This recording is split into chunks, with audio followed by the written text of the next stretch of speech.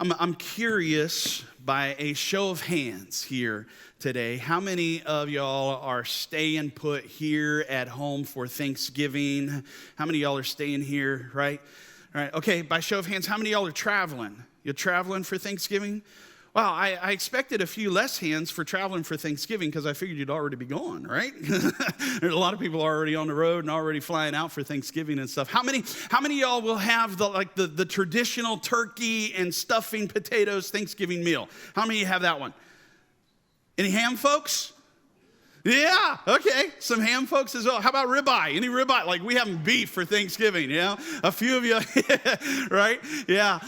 Okay, here's one more thing. I want you to do this. I want you to turn to your neighbor right now, okay? I want you to turn to your neighbor, and I want you to tell your neighbor what your favorite Thanksgiving food is, all right? Your favorite Thanksgiving food. Go, tell your neighbor.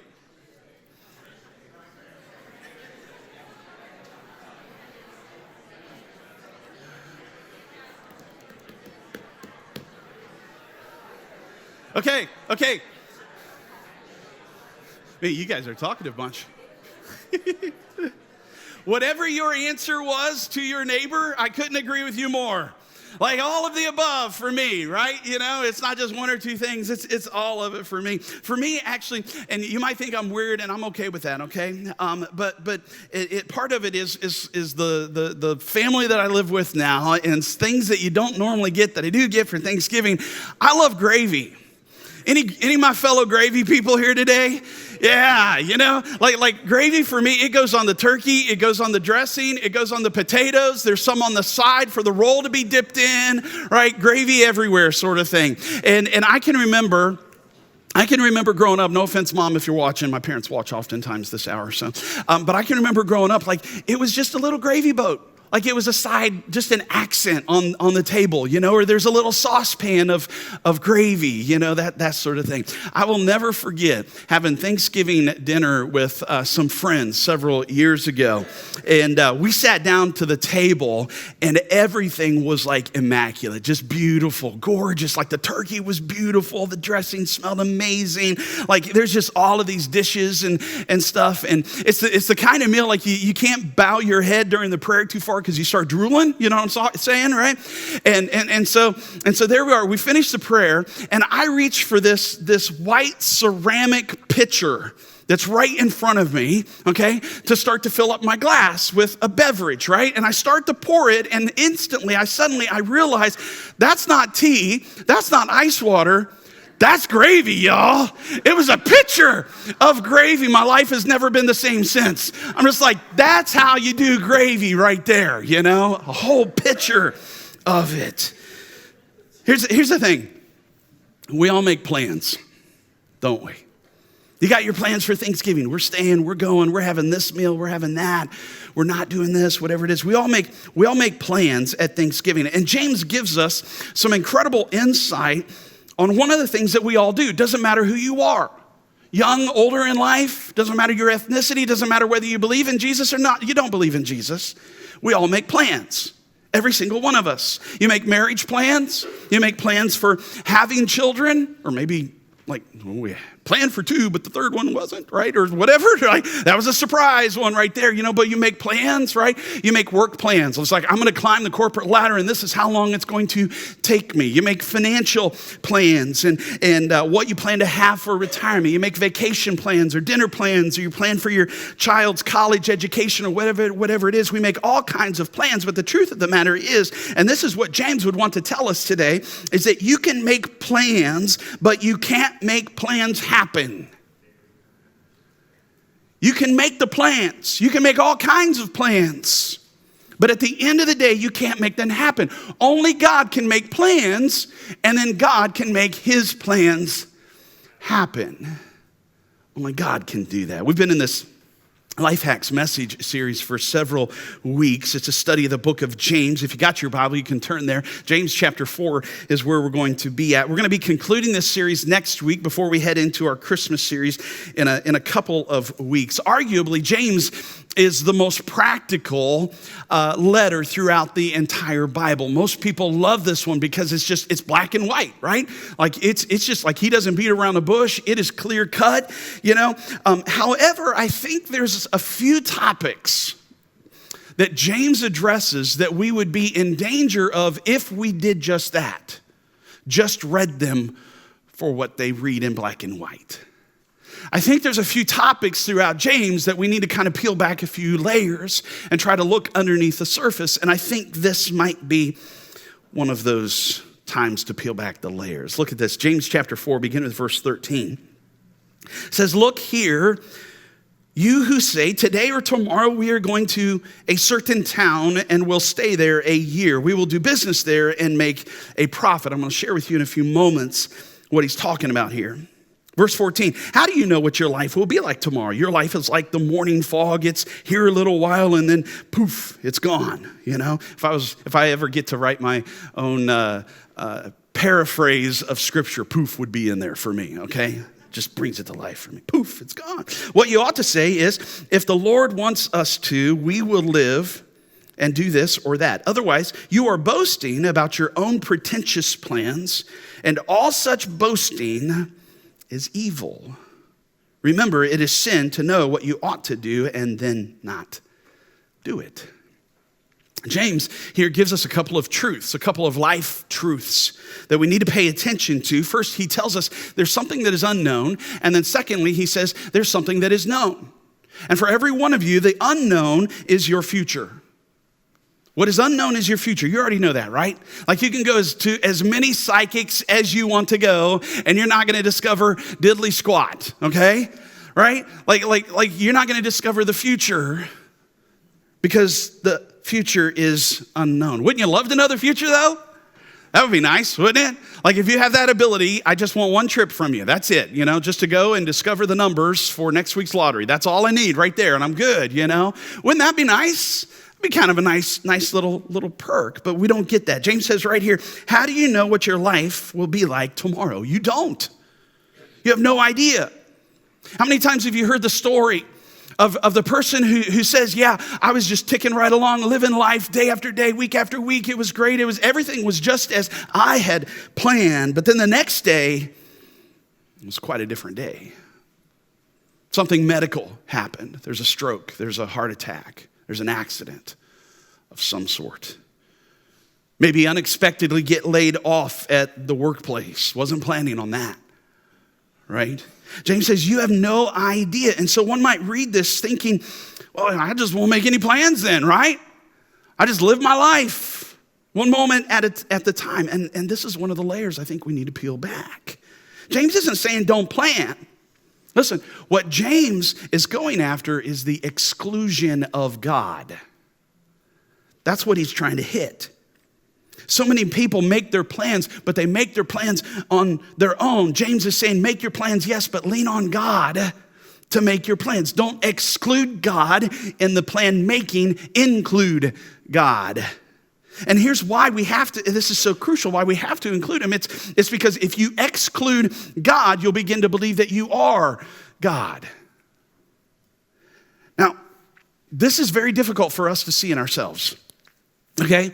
Because I think if we went around the room here and we just surveyed everybody and everybody watching online as well, I'm hoping at least, I don't think there'd be a single one of us who would say, I am God. I am my own God. Not a single one of us would say that, right? No. Every single one of us would say, I want God to be part of my life. I want to lean on God. I want God to be part of my planning. But here's what happens. Actually, let me use this quote from John MacArthur. This is good. He says, when all our needs are met and all is well in our lives, we tend to take credit for what we have, to feel that we carry our own loads. In other words, we begin to believe, whether we say it out loud, I am who I am because of me. I have what I have because I earned it, and it's a lie. You're deceiving yourself. We lie to ourselves. Whatever it is, when we get too focused on my plans and what I have accomplished and what I am going to do, we begin to take credit when those plans come to reality. We lie to ourselves. Because in reality, you can make your own plans, but you can't make your plans happen. Only God can. Now, there is this process that we're in danger of going down, or a path or a journey, if you will, when we begin to peel back these layers. And this lie that we so easily will fall for, it's where this lie begins to grow, it evolves. And the process looks like this. The first step is you talk the lie. Like you talk it. You don't only just think it, you say it out loud, right? And you begin to take credit. You boast in yourself. The second step right there is you believe the lie. Like you say it so much, you physically hear the words, and so you begin to believe the lie, which moves on into the third step, and you begin to boast about it. You boast about the lie. You not only say it, you begin sharing it with others and say, look what I did. Look what I've accomplished. And then the fourth step is you live the lie. You live it out. You've said it so much. You've bragged about it so much. You're now this living embodiment of the lie. You live it out. Now, there's a fifth step, though. There's one final step. You might read through this and think, what we're talking about, is it really that big of a deal? And I think James would argue, yes. This is a huge deal, because the fifth step is you die to the lie. You'll die to it. The lie will consume you. You'll become someone God never intended you to become. And the reason that you die to this lie is because we forget how fragile we are. We forget how fragile life really is. Once more, verse 14, the second half of it, James says, your life is like the morning fog. It's here a little while and then it's gone. See, what is unknown is the future. You have no idea what's going to happen later today, tomorrow, next week, next month, next year. You have no idea. Great example, I think, is COVID, right? Nobody really was able to predict that COVID was going to hit like it did these last couple of years and so dramatically change everybody's lifestyles. Nobody knew that was going to happen. James says, the future is unknown. What we do know, though, is how fragile your life is. You are fragile. Anybody know who won the very first World Series back in the year 1903? Boston Red Sox. They were the world champions in the very first World Series back in the year 1903. Where are they today? It's not a trick question. They're dead. They're no longer alive. They're no longer with us. Just like within 100 years or so, the World Series from this year, some of y'all are Braves fans, right? They'll still be here. Different team. Same team, different people, right? You do a quick Google search with the phrase, I am the greatest. You know what you instantly get? You get pictures and you get video clips of Muhammad Ali, right? Self-proclaimed, arguably the greatest heavyweight boxer of all time. You remember his quote? Float like a butterfly, sting like a bee. Hands can't hit what the eyes can't see, right? Within the arena of sports, he was arguably the greatest. Within that specific amount of time, arguably the greatest. I can remember, though, back in 1996, as he walked out to take the torch in the 96 Olympic Games, to light, the final guy to light the torch. Nobody knew it was going to be him. I remember how fragile he looked. Do you remember seeing that? I want to show it for you real quick, and I want you to pay attention at the end just how fragile the greatest heavyweight boxer of all time really appears with his Parkinson's degree. Check this out. Disease. Olympic gold medalist Al Order was the first to carry the torch into Atlanta Stadium. There, he handed it to hometown hero sprinted around the track with Greek athlete Vula Matulidin before handing the torch to American swimming champion Janet Evans. Finally, as Evans ran up the staircase to the strains of Beethoven's Ode to Joy, Muhammad Ali stepped out from the shadow. But look who gets it next. The greatest.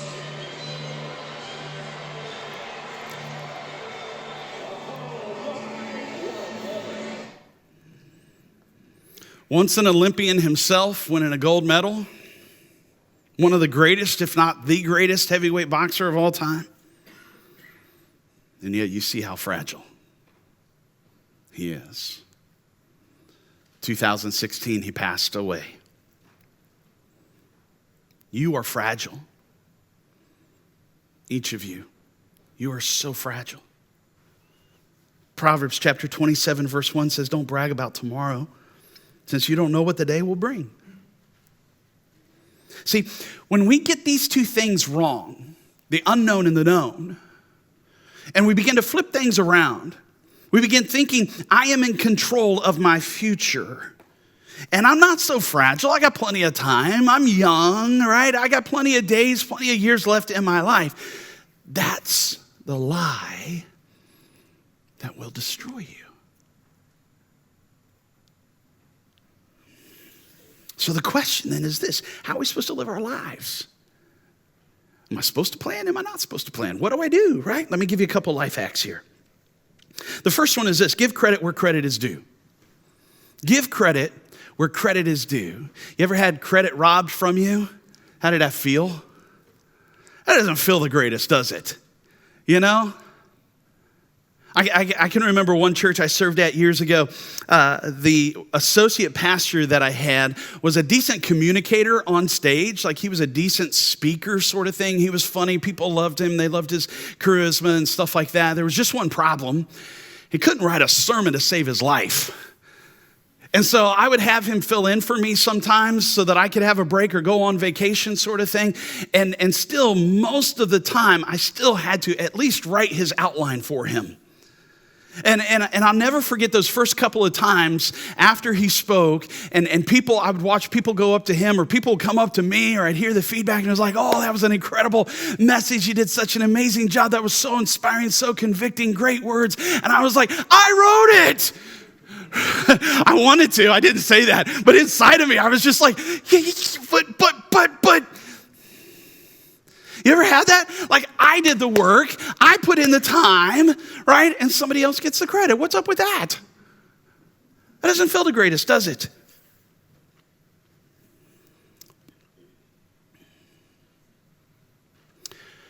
I wonder what God feels like when we take all of his credit.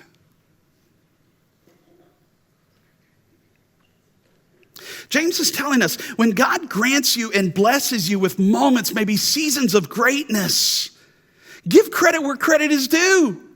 Earlier in chapter 1, verse 17, he says, every good and perfect gift comes from the Father above. And so you and I ought not to take credit for anything, but rather defer that credit straight to him. Give credit where credit is due. Here's a question I want you to wrestle with. In what areas of your life do you rob God of his credit? Have you ever considered that question? In what areas of your life have you, or do you still continue to rob God of the credit that is due to him? Give credit where credit is due. The second life hack is this: pray through your plans. Pray through your plans. Don't pray after you've planned and say, God bless my plans. Okay? You pray through the plans. That's the danger today, isn't it? As we study this, if we take it in black and white, it's like we walk away thinking, well, I'm just not going to plan anything. Again, I'll just live my life. Whatever happens, happens, right? And that's not what James is saying. James isn't telling us don't make plans. Don't plan for your vacations. Don't plan for the retirement or college. That's not what he's saying. Actually, he gives us this little illustration here about work, doesn't he? In the very first verse. Did you catch that? He gives us this little illustration about work. And what he's talking about is it is an illustration that all of the Jews would have understood back in ancient days. You see, back then, when in the context of what they were living in, there weren't all of these established cities. Like for you and me, we got Pensacola, and there's Gulf Breeze, and there's Pace, and there's Milton and Crestview, and Tallahassee, and Montgomery, and Atlanta, and Orlando, and all these cities. There were no established cities, not that many back then. Okay, and so officials were in the process of founding cities. And they were looking for citizens to come be part of their cities, their newly founded cities. And oftentimes the Jews were given free citizenship because they knew where the Jews went, there would be trade, and where there is trade, there is money. And so the Jews, so that's what James is talking about. He's like, it's this picture of a man standing looking at a map at all of these new cities saying, I'm going to go there, I'm going to strike it rich. And once I've struck it rich there, I'm going to go to this new city over here and I'm going to strike it rich. And once I strike it rich there, I'm going to this city over here. And James is saying, be careful because your plans might not work out. You need to think about this. Just a little bit. You might go to that new city and then never return. You might get stuck. You might not be able to come back. You need to pray through your plans. Pray for wisdom.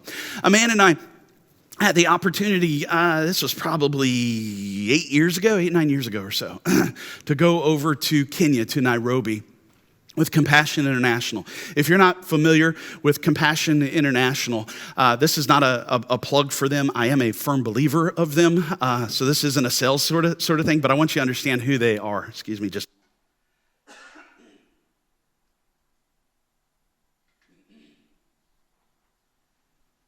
Compassion International makes it possible through countries all around the globe for you to get connected with a child or two. Okay, and you sponsor that child. Financially, you sponsor this child, and then you can write letters back and forth to the child, and your financial sponsorship makes sure that that child is clothed and they're fed, they have good home, good lodging, they have good school and a good education. Obviously, that they are introduced to Jesus, they grow up, they have that spiritual influence as well. Compassion International is one of has the utmost integrity of any organization like that I have ever seen personally myself. And so they were a huge mission that we supported at the church that I was at the time. And so they invited Amanda and me to go on a trip with them to see Compassion International in action. And so we flew into Nairobi and we got to see a lot of the areas around the town, but then also the villages and the outskirts all around, hours outside of the town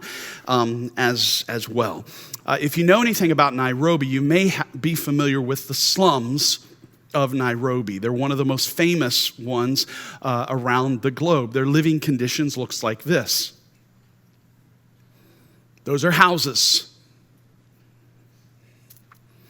This is one house. I have in the backyard at where I live a thing that when we bought our house, it was described in the advertisement as a she shed. It's just a hangout area.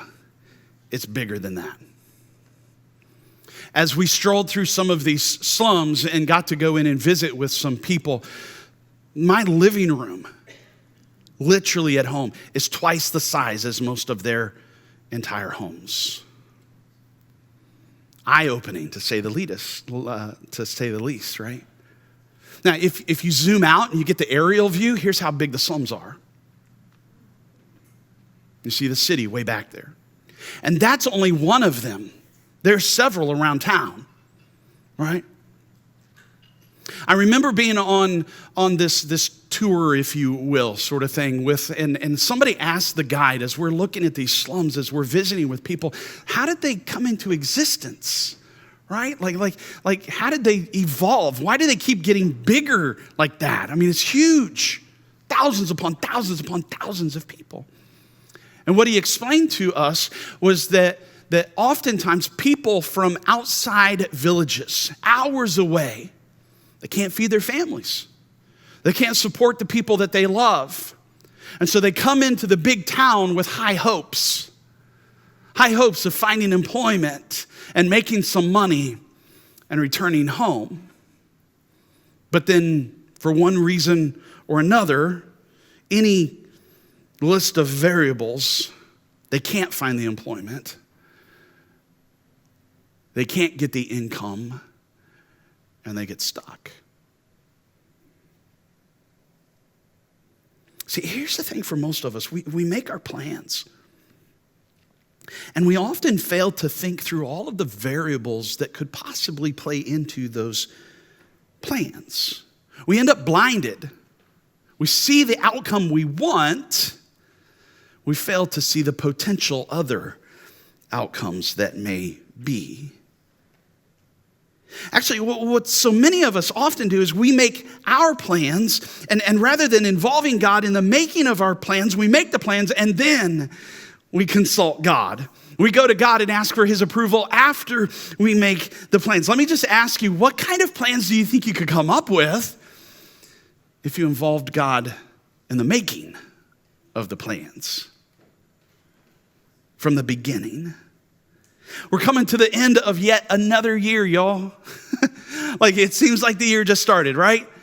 For many of us, it's like, shouldn't it be March, right? That's what it feels like. But no, we're about to come into 2022. For some of you, maybe the most practical and most beneficial thing that you need is to take that point right there, praying through your plans and implement that heading into 2022 in the new year. James is saying, listen, hold on, slow down, whoa. Yes, you need to make plans. You might want to pass those plans by God, but even better, you might want to involve God in the making of your plans, because you can make your plans, but only God can make plans happen. When we planned this Lifehacks message series and what topic would be on what Sunday, and yet you did not give up. You looked down and said, I got a plan. And not only a plan for each of us to be freed and saved from our sin, but to use us for your kingdom. Father, on behalf of each person here in this room right now, I pray you forgive us and you free us of our sin, of how we have stumbled, of how we have stolen your credit when we should just be on our knees praising you and thanking you for blessing us.